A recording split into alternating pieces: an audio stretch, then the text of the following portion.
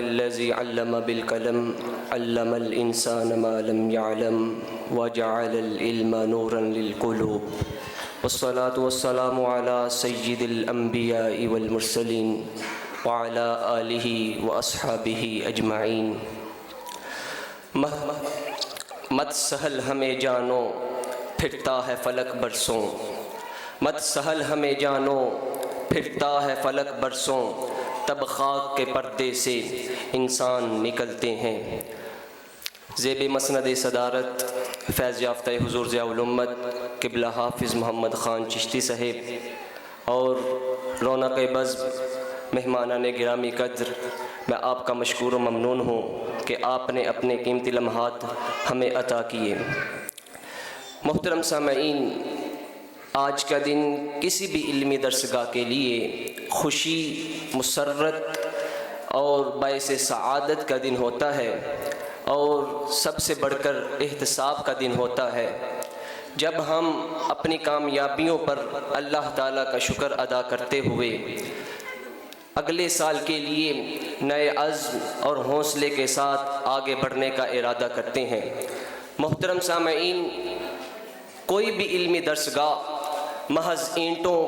दीवारों और कमरों का मजमुआ नहीं होती, बल्कि ये वो चार दीवारी होती है जहाँ पर फ़िक्र को जीला, अक़ल को रोशनी और किरदार को समत मिलती है, जहाँ पर इंसान को महज तालीम याफ्ता नहीं बल्कि बाशऊर, बामकसद और बाकिरदार बनाया जाता है।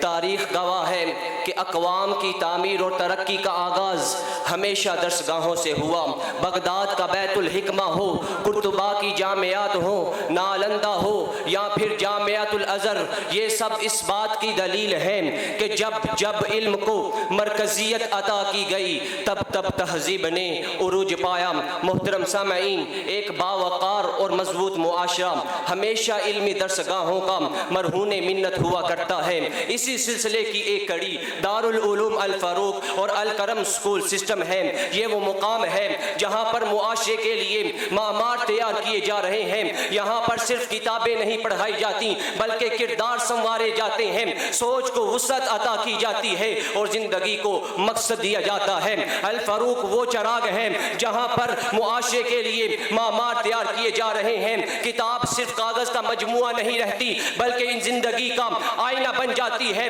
उस्ताद महज मालूमात देने वाला नहीं बल्कि रहबर, मामार और रहनुमा बन जाता है। अल फ़ारूक वो इल्मी कला है जहाँ पर अखलाक, ईमान और इल्म एक साथ परवान चढ़ते हैं, जहाँ पर इल्म को अमल से जोड़ा जाता है और इंसान को ये शाऊर दिया जाता है कि इल्म महज रोज़गार कमाने के लिए नहीं बल्कि इस्लाहे ज़ात और जनाबे वाला खिदमत खल्क करने के लिए है। अगर पूरे सियालकोट में तहकीकी निगाह दौड़ाई जाए और ये जायज़ा लिया जाए तो हकीकत रोज़े रोशन की तरह आया हो जाएगी कि अल फ़ारूक अपनी नौयत का एक ऐसा मुनफरिद इदारा है जहाँ पर फ़िक्रे हुज़ूर ज़ियाउल उम्मत की नुमाइंदगी करते हुए एक छत के नीचे दीनी और दुनियावी तालीम दी जा रही है। तालिबे इल्म की दोनों आंखों को रोशन किया जा रहा है।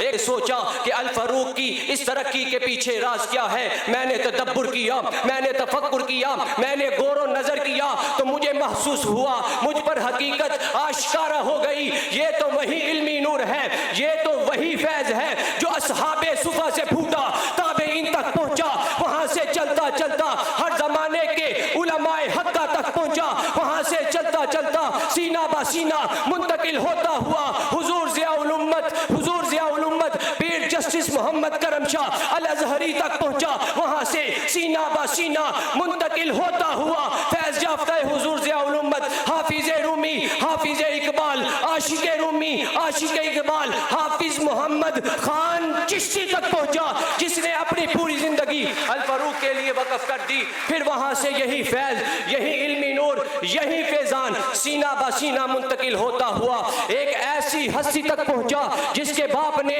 उसको ये सबक पढ़ाया था, यकीन मुहकम अमल पे हम मोहब्बत फातहे आलम, यकीन मुहकम अमल पे हम मोहब्बत फातहे आलम, जिहाद जिंदगानी में है ये ये मर्दों की शमशीरें जिहाद जिंदगानी में है, ये मर्दों की शमशीरें। फिर उस हस्ती का यकीन ऐसा मुहकम हुआ, उसका अमल ऐसा पहम हुआ, और मोहब्बत फातह आलम का उस हस्ती ने ऐसा जाम पिया कि उसने अपनी पूरी जिंदगी, उसने अपनी जिंदगी का हर सांस, उसने अपनी जिंदगी का हर लहजा अल फारूक के लिए वक्फ कर दिया। जब मैं माजी के दरीचों में जानता हूँ तो मुझे नजर आता है कि जब 2015 में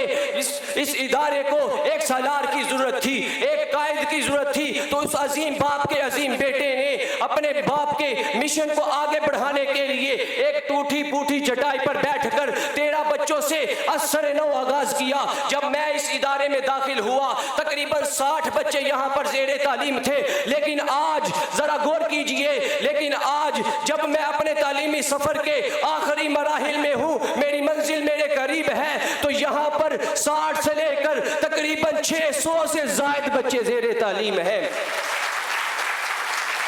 वो हस्ती कोई और नहीं, वो हस्ती कौन है? ये वही हस्ती है जिसने आपसे मांग मांग कर, जिसने आपसे मांग मांग कर आपका लख्ते जिगर लिया, और जब ले लिया तो उसके वक्त के एक एक लम्हे को ऐसा महफूज बनाया कि मुआशरे को मुफीद जो है वो अफराद अता किए। वो अफराद कभी हाफिज तौसीफ रहमान की सूरत में जाहिर होते हैं, तो कभी हाफिज फैजान तोकीर की सूरत में सामने आते हैं, तो कभी जनाब हाफिज मोहम्मद समीउल्लाह की सूरत में सामने आते हैं, और तो कभी अब्दुल कयूम की सूरत में सामने आते हैं, कभी हाफिज साकिबुर रहमान की सूरत में सामने आते हैं। वो हस्ती कौन है? वो हस्ती कोई और नहीं, वो हस्ती अल फारूक की आन, वो हस्ती अल फारूक की शान, वो हस्ती अल फारूक की पहचान। उसका नाम हाफिज अहमद अरसलान है, उसका नाम हाफिज अहमद अरसलान है। मैं आपको सलाम अकीदत पेश करता हूँ, मैं आपको सलाम तहसीन पेश करता हूँ, मैं आपको सलाम मोहब्बत पेश करता हूँ। इसी के साथ साथ मैं अगर यहाँ पर आपकी टीम और आपके स्टाफ का शुक्रिया अदा ना करूँ तो ये बहुत बड़ी ज्यादती होगी। सरे फहरिस्त मैं जिक्र करना चाहता हूँ HOD ऑफ अल करम स्कूल सिस्टम बरादर अकबर अल्लामा हाफिज मोहम्मद जाहिद अली चिश्ती साहब का, कि आपने मुश्किल वक्तों में अल करम को ओजे सुरैया की बुलंदियों पर पहुँचा दिया। आप हाफिज अहमद अरसलान साहब के दस्तो बाजू बने रहे। मैं यहाँ पर अपनी फीमेल टीचर्स का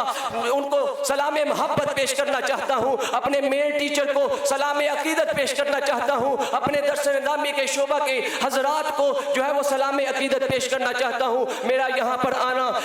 पर आने का मकसद फ़कत यही था कि मैं अल फारूक से मोहब्बत करने वालों, अल फारूक से मुंसलिक रहने वालों और अपने असातिज़ा को खिराज अकीदत पेश करने के लिए यहाँ पर हाजिर हुआ। एक आखिरी बात करके इजाज़त चाहूँगा कि अगर कोई मुझसे पूछे कि मेरा तालीमी सफ़र 9 साला तालीमी सफ़र इस इदारे में गुजरा तो मैंने क्या सीखा, मैंने क्या पाया, तो मैं आपके सामने एक जुमले में उसे अर्ज कर देता हूँ कि जिस शख्स ने अल फारूक से वफा करते हुए उसके साथ वबस्तगी का सबूत दिया, उसने अपनी वबस्तगी अल फारूक के साथ पुख्ता रखी, फिर वो जिंदगी के किसी भी शोबे में चला गया, जिंदगी की किसी भी फील्ड में चला गया, मैंने उसकी जुबान से ये नहीं सुना कि मैं नाकाम हो गया, और जहाँ पर रहते हुए मैंने उसकी जुबान से ये कभी नहीं सुना कि मेरा कोई वक्त ज़ाया हो गया। इसलिए मैं आपको इन तमाम चीज़ों की जो है, इन तमाम चीज़ों को मद्देनजर रखते हुए जो है वो आपको खुले दिल से, समीमे कल्ब से, अमीके कल्ब से और दिल की गहराइयों से ये दावत देता हूँ कि आप अल फारूक पर एतमाद करते हुए अपने लख्ते जिगर को अल फारूक में दाखिल करवाएं और मुआशरे के लिए मुफीद अफराद में इजाफे का बायस बनवाएं। आखिरी शेर अर्ज करके इजाज़त चाहूँगा। मैं अकेला ही चला था जानिबे मंजिल मगर, मैं अकेला ही चला था जानिबे मंजिल मगर, लोग आते गए कारवां बनता गया, वमा अलैना इल्लल बलागुल।